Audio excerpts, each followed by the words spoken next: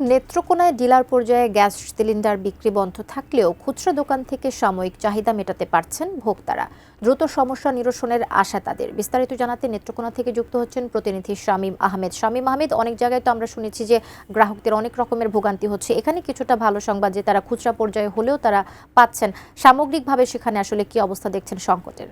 ধন্যবাদ কবিতা। আমি গতকাল থেকেই মূলত খোঁজ রাখছিলাম যে সিলিন্ডার বন্ধ রাখার যে খবরটি, সেই খবরটি রাত থেকে ছড়িয়ে পড়ে এবং যারা সরবরাহকারী ডিলার রয়েছে, পরিবেশক রয়েছেন, তারা মূলত গ্যাস বিক্রয় বন্ধ রেখেছেন।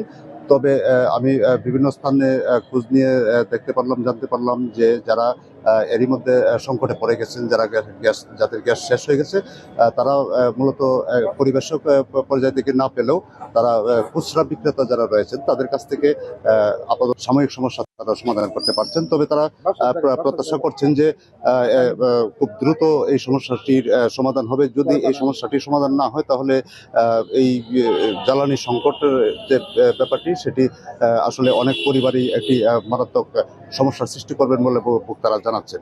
এই ছিল আপাতত নেত্রকোনা থেকে আমার কাছে সর্বশেষ খবর।